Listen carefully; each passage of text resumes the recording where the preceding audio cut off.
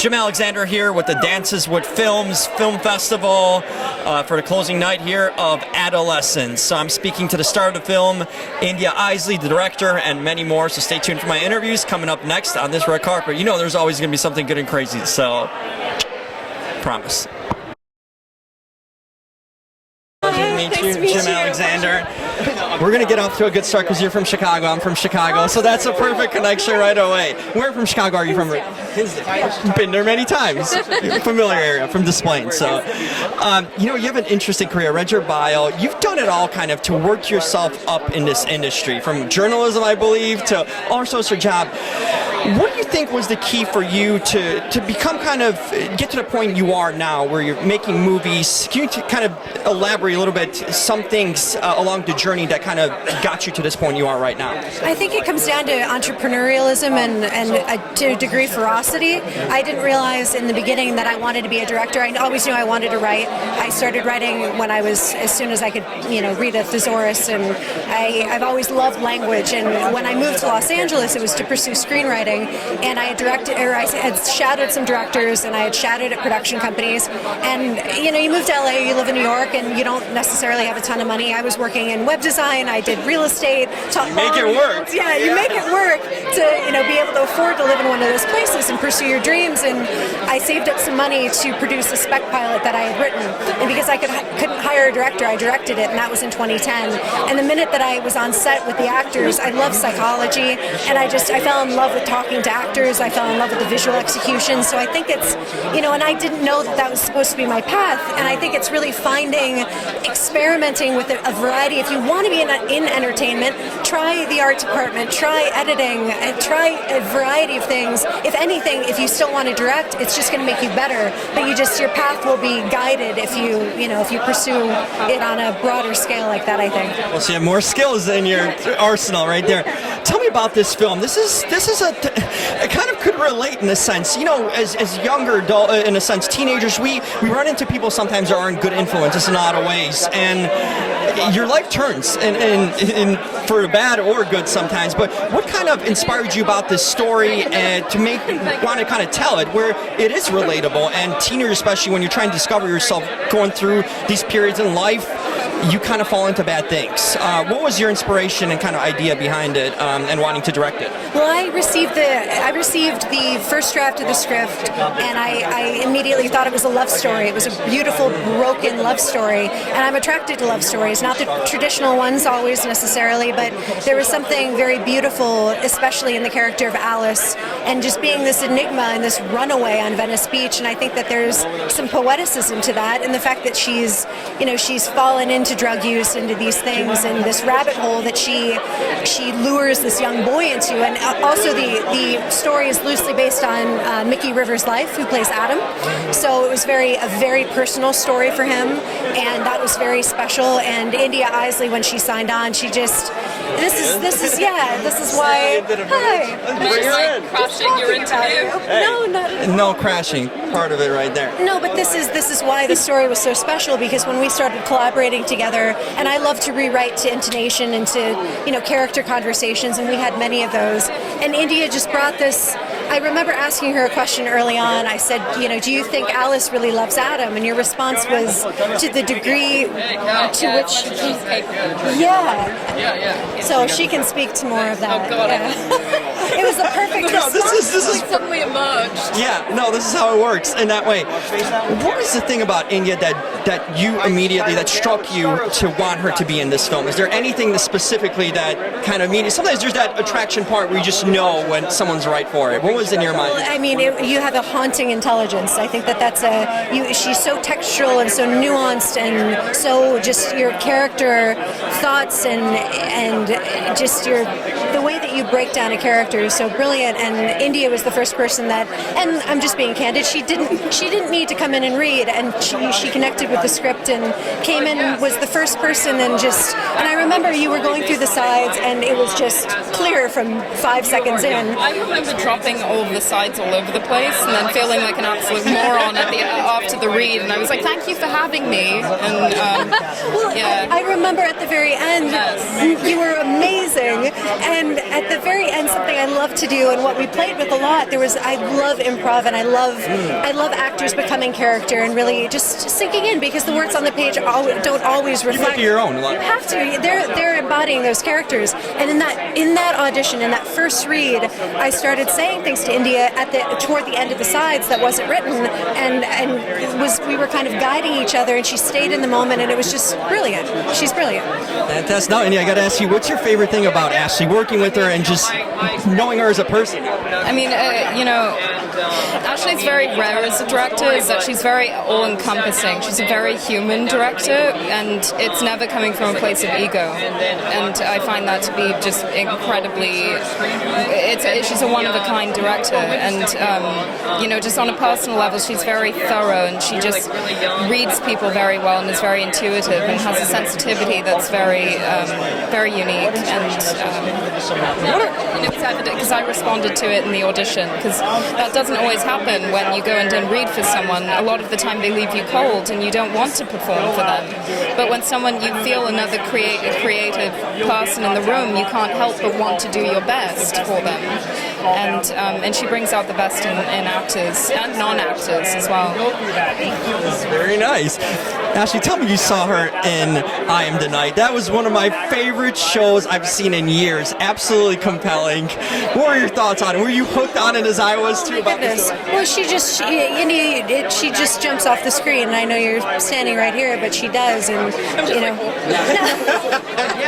but she has a nuance that is very special and very one of a kind, and very, I think, once in a lifetime. She's that kind of person that you have so many great things out of you, and we're excited to thank you. We're excited to work together again. So much up her sleeve that I'm just excited to hopefully be a part of, and just see as an audience member, really. Actually, they're calling me. They want you next, so I'm going to finish up with India. Thank you so much. I'm glad you shared about each other. Yes. And here's India for the closer. I'm Jim Alexander, by the way. I wanted... There we go. We kind of met each other in a way. I wanted to go back to I'm Tonight. I did an after show about this, podcasting about it. People were absolutely, every week after the show aired, we would talk about it. For AfterBuzz TV. There's a huge following about the show, and people were speculating. Absolutely. I'm telling you, people were just fascinated by the story. What about that story surprised you learned about going into it? Because this is a heck of a mystery in a lot of ways. Oh yeah, I mean, of course I was familiar, because I'm a bit of a crime geek. I've always loved watching about serial killers, and as sick as that sounds, that could be a very right up your alley. That could be a very damaging soundbite to me. I was unaware of Fauna's tie-in, with Fauna Hodell's tie-in, and with the familial mess that was connected to it via George Hodell, and there are so many nooks and crannies to that story that just are mind-boggling, and to play someone who is that still and that contained amidst such an insane set of circumstances. I'd be a basket case if I'd been in her position. I can imagine. You don't know how... I mean, is the story still is there more to be told about it, too? Because it feels like it's not closed off. Much more, because, our show, it touched on the outline of Fauna's story, but so much of it, because of, Chris's character, because of Jay, a lot of it had to be for TV, and to fit it, to condense it into 6 episodes. There was no feasible way of getting the entire story, or even nearly the entire story. I hope there's some sort of sequel or prequel to it, too. A lot of people have been saying about a sequel, and I can't really, I don't know. Well, I hope you're back for it. I'd love to play Fauna again. You seriously were tremendous in it. And I want to ask you about this film. This is a story about, I've been in a relationship where you go down a bad path with someone when you're young and a teenager, and it kind of changes who you are in your life in a lot of ways. And that happens to a lot of people, so this is real. What about this character in this movie really appealed to you, and how do you kind of internalize it in a sense? Because it is such a real thing that people do have troubles in their lives and fall into bad things. Of course, and I mean, just to preface my answers, I think those experiences, if you're able to come through them, they are very crucial to growth. And even though as you're in that moment, it's just excruciating and traumatizing, you know, it is imperative, and that's how you become that's how you grow as a human being. And you know, what drew me to Alice in particular is that as an actor, I love playing against things, and I loved the contradiction that underneath it all, she was incredibly damaged, and she covers it with partying and just, you know, wanting substances, and she just doesn't want, like so many people. I mean, I think everyone in this room can probably think of one friend or loved one who doesn't confront their issues. Oh, for sure. I think it's more than one. I think maybe us as well. I think we all have those moments as human beings, and I just thought she was an incredibly layered character that Ashley created, and it bounced off the page for me.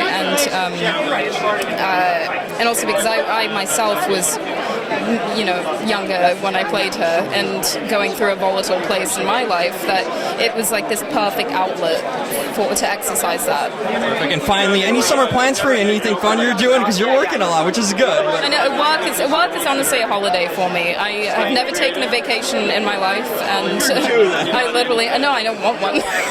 That's perfect. Keep on working. I think most actors can agree time off is not a good thing. The paychecks are good too, and working is what the goal of it is. Thank you so much. Thanks so much. I think we're good, right? Yeah, we're you guys look great too. I look like I'm on some Hawaiian vacation or something. So, fellas, tell me about this film. I mean, I think one thing about it is that we all could relate in a way. I know I personally as a teenager, I had a negative influence of a relationship. I fell into a wrong spot, you know, with someone you date that isn't right for you, and then you kind of grow up and you realize it. What you guys found relatable about this story? Because it could impact a lot of people's lives. What were some things you guys drew out personally? So when we were writing this together, this guy's my best friend. We've been best friends for like 7 years. When we wrote it together, like about 5 years ago, I personally, for me, I drew a lot of experience from my personal life. It's what seemed like the movie that. Yeah, I left my home when I was 16 years old, and some other things happened with family situations. So that's where like the family dynamic comes from. You have to add some fiction in there to make it a little bit more, you know, cinematic. Yeah. And then as far as the relationship, I think we've all been in relationships, whether good or bad, that have been like that. And there is a little bit of, you know, something that was written in there that's fiction too, and like, you know, the addiction part and everything like that. But that's what does make it more of a cinematic story. But as far as personal, like I said, I've kind of been on my own since I was very young, and I've just, you know, learned a lot of lessons in life and everything, you know. Grow up fast. Growing up through that, yeah. Yeah, that was the question. What makes it cinematic? Is that I'm just You go there, but my personal experience. Yeah, well, like when writing this with Mickey, I mean, you know, it's about his life story, and you know, when I was working on the screenplay, I infused a lot of like our young Hollywood experiences, like in our early 20s, into the script. So for me, it's just that's a story in itself. Yeah, I mean, it's a crazy place to live and grow up. I mean, I felt like my life didn't really start until I moved to Los Angeles, and so yeah, I mean, it's just very, you know, it's just wild and fun, and you know, we just really tried to go there and really put the heart on the page, and I think that's one reason why, you know, good scripts get read, and that's why they make it this far, you know. Yeah. And you know, just honesty and truth that we put into the screenplay. And yeah, I mean, it was very, you know, very personal. Yeah. We wanted when we were writing this, we wanted to make it a very truthful film and something that was relatable and didn't sugarcoat anything. Some films will like take someone and make them bad and make the other person good, and we wanted to make it with this film. Every character is not only redeemable, but they're just making mistakes in life as we go through life, making mistakes, learning from them. So, for example, in this film specifically, the mother is not bad, the father's not bad. Adam is not bad. The love interest Alice is not bad. The best friend is good through the majority of the movie, so we don't even got to talk about that. But all the other relationships that come into contact, you find that underneath all this struggle and things that people are dealing with, there's heart behind there, and we were all kids one day when we were just running around the world happy, and we all make mistakes, and that's what happens. Don't pay attention to it. Yeah. You know? I think perfectly said. Anything else you want to add? I mean, I think that's a great. It's great to be here. I appreciate it. Yeah. Thank you guys. Hey, thank you for telling real life stories too. So there you go. Jim Alexander with Real Talk. I'm speaking with. Yeah, we're rolling. You can see yourself. There you go. Oh, Tall. You're tall enough. I think we can lower it always.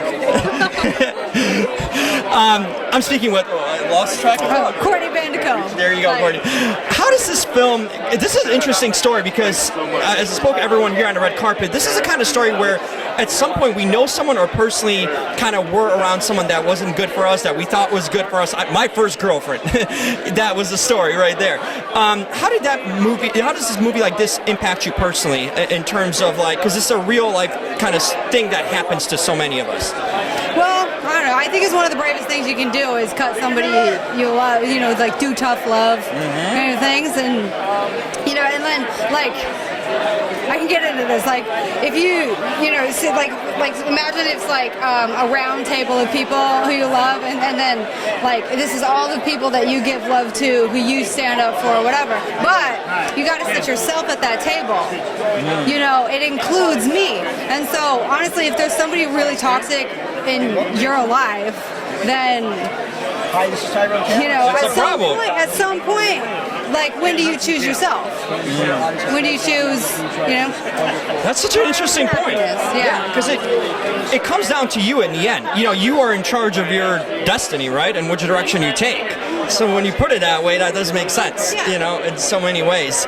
Wow, that's deep. We're going deep in here in a good way. That's right. Like at the end of my life, like I can't blame anybody for anything I regret, you know. And so at the end of my life, it's like I give like that person, whatever that person, but it's like, man, I'm the one who kept them there, and you know, I'm the one that kept them, you know, on the round table. I will use this metaphor now going in life. No, it makes sense. It does.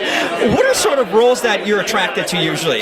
Is there any particular thing that attracts you or that you feel more in tune with?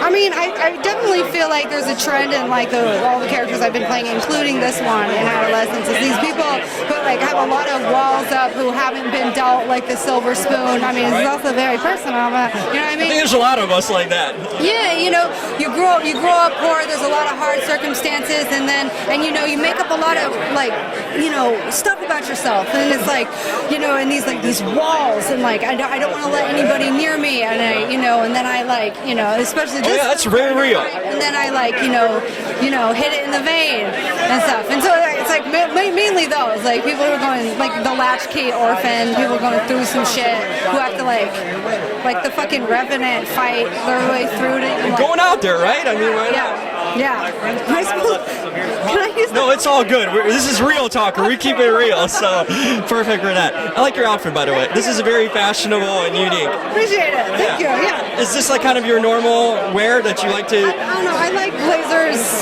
Yeah, maybe. Yeah. This is cool. You know, I've always been such a tomboy, you know, and kind of like, I've never been into like if I was standing here in a cocktail dress and like some high heels, I'd be very uncomfortable. You be you, right? Yeah, I know. I was just like, okay, why don't I make this the most fun possible and just, you know, wear what I want to wear, be myself, you know. I think that is a great message for everyone out there. Be yourself, own who you are, and you'll be happier that way, right? So happy. I'm having a great time. There you go. So am I. Thank you so much. Thank you. Yeah, Appreciate it. Thank you.